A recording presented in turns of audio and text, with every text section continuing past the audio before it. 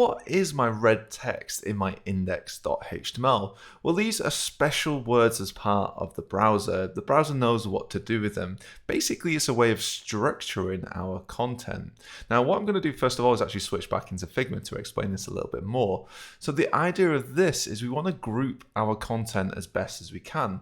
Now, if I look at something like our homepage, what I had up here was this site header. And inside my site header, I had things like the site logo, and then this portfolio, about, and contact. But what happens if I want to group these three together to maybe move it underneath? Well, what I can do is just select them all, right click, and do group selection. And maybe I call this something like the navigation. So I've got my navigation and my site logo inside my site header. And I can do the same thing throughout this as well. So maybe this is one group here, which is going to be called something like tagline, for instance. This might be a next section here, so I'm going to select those and just group them together. Maybe this is something like portfolio, maybe portfolio 1-1, something like that. This is portfolio 2. So I'm going to group these things together, and portfolio 2. Notice that the order has kind of changed. It doesn't really matter too much, but here what I'm trying to do is group things as best as I can. Now, the idea of what I want to do is have the same kind of concept in my code. I want to group things as best as I can. So here what I have is my text is grouped in a H1 tag.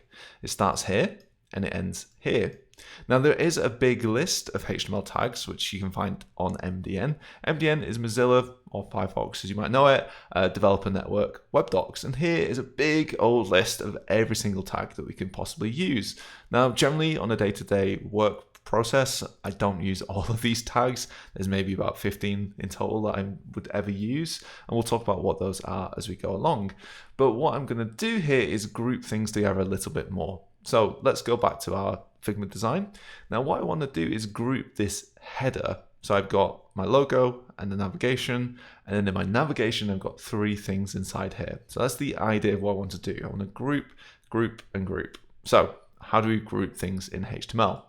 So here at the moment I've got one group and another group here. I've got a H1 group, a heading level 1 group, the most important thing on the page, and I've got a paragraph group here, or paragraph tag here as well.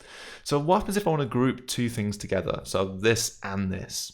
Well, what I would do is I would pick something from this list, maybe something like header, if it's in the header, and say this goes around both things.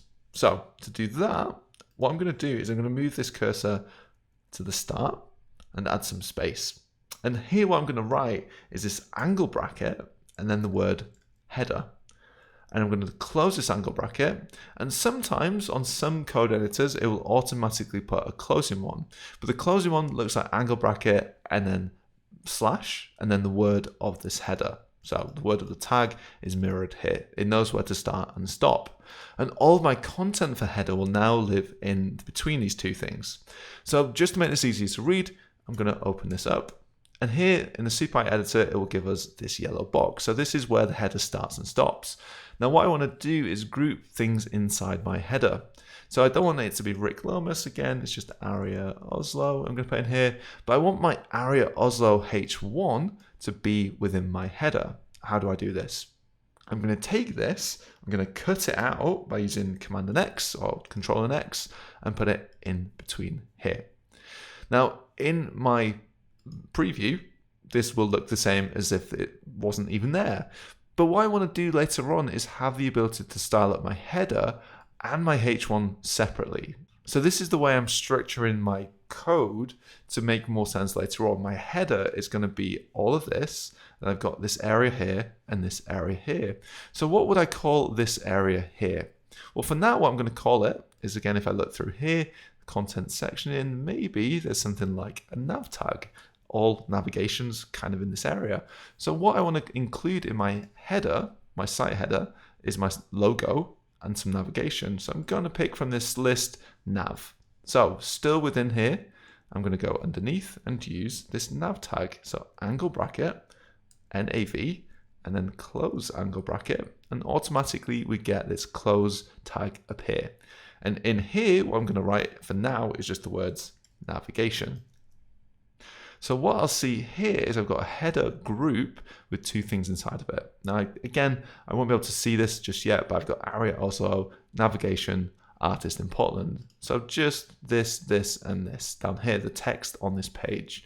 Now, one thing that we can actually do here is clean up our code every now and again. So in the SUPI editor, we've got this thing called Beautify. If I click this, it might look like a magic wand to you in a new version. So here I've just indented my code, which basically means they kind of clean up the boxes a little bit, makes it a little bit easier to read. Now, the reason why this happens is SUPI's editor and any HTML editor doesn't care about white space. So if I add lots of space in here, when I see this, it doesn't make any difference. Why? Well, this is all to do with the look and feel. This isn't to do with content. HTML, index.html, these pages are all to do with content. White space is all to do with look and feel. So we'll talk about that a little bit later. So now we've got Area Oslo, we've got navigation, and artist in Portland, Oregon. If I go back to my site, here's my draft view. There it is. It looks, no, it's okay. It's not finished yet.